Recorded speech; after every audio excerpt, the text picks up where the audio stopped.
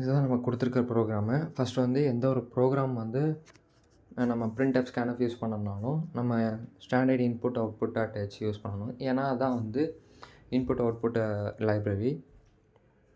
அதுக்கடுத்து ஃபஸ்ட்டு வந்து ப்ரோக்ராம் வந்து எப்போவுமே வந்து இன்ட் மெயின்லேருந்து தான் ஸ்டார்ட் ஆகும்.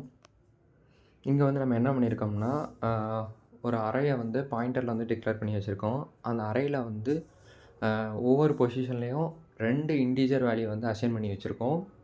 ப்ளஸ் அந்த 2 இன்டிஜர் வேல்யூயும் ரிட்டர்ன் பண்ணும்போது ஃப்ளோட் வேல்யூ தான் வந்து நமக்கு ரிட்டர்ன் பண்ணும்.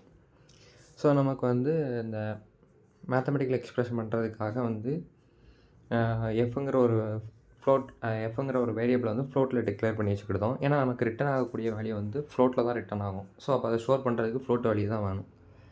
அதுக்கடுத்து இங்கே வந்து நம்ம அரே யூஸ் பண்ணுறதுனால அரே யூஸ் பண்ணால் கண்டிப்பாக லூப் யூஸ் பண்ணி தான் ஆகணும். ஏன்னா ஒவ்வொரு நம்பரை மாற்றுறதுக்கு. ஸோ அதுக்கு லூப்புக்காக வந்து நான் ஐயை டிக்ளேர் பண்ணி வச்சுக்கிட்டேன். என்னோடய அரேயோட நேம் வந்து பாயிண்டர் வச்சுக்கிட்டேன். பாயிண்டர் 0க்கு வந்து ஃபங்க்ஷன் 1 அசைன் பண்ணி வச்சுக்கிட்டேன். பாயிண்டர் 1க்கு ஃபங்க்ஷன் 2. இதே மாதிரி 3லேருந்து ஃபங்க்ஷன் 4 வரைக்கும் நான் அசைன் பண்ணி வச்சுக்கிட்டேன். அசைன் பண்ணதுக்கு அடுத்து என்ன ஆகும்னா அதுக்கடுத்து நான் ஒரு லூப் எனக்கு செட் பண்ணிவிட்டு F equal to star pointer i - 1 100, iன்னு கொடுத்துட்டோம்னா என்ன ஆகும்னா ஐயோட வேல்யூ எனக்கு 1 இருக்கும்.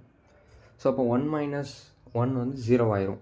பாயிண்டர் 0க்கு நான் எதை வந்து அசைன் பண்ணி வச்சுருக்கேன்? ஃபங்க்ஷன் 1.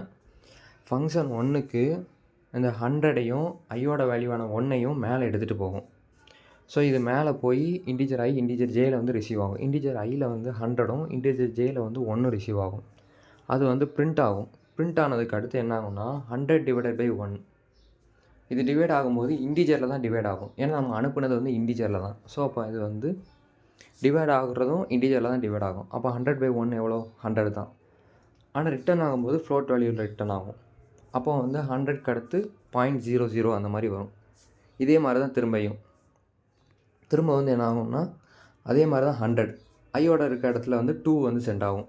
ஸோ அப்போ 2 சென்ட் ஆச்சுன்னா 100/2 எவ்வளோ? 50.00 அந்த மாதிரி போகும். அதுக்கு அடுத்து வந்து ஐயோட வேல்யூ இன்க்ரிமெண்ட் ஆகும். i - 1னா எவ்வளோ? நமக்கு ஐயோட வேல்யூ 3ஆக இருக்கும். அப்போ 2 பாயிண்டர் 2னா ஃபங்க்ஷன் 3.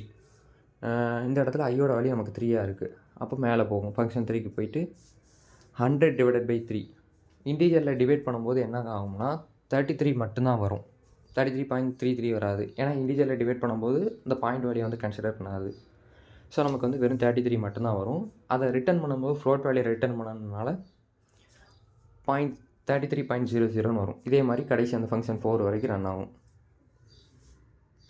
இப்போ இந்த ப்ரோக்ராம் வந்து ரன் பண்ணி பார்க்கணும்.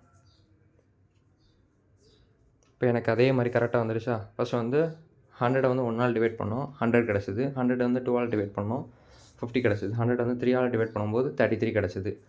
ஏன்னா இது வந்து ரெண்டுமே வந்து இன்டிஜர் வேல்யூ தான். இன்டிஜர் வேல்யூ நான் வந்து 2 டிவைட் பண்ணும்போது நமக்கு வந்து வேல்யூ வந்து இன்டிஜரில் தான் கிடைக்கணும்.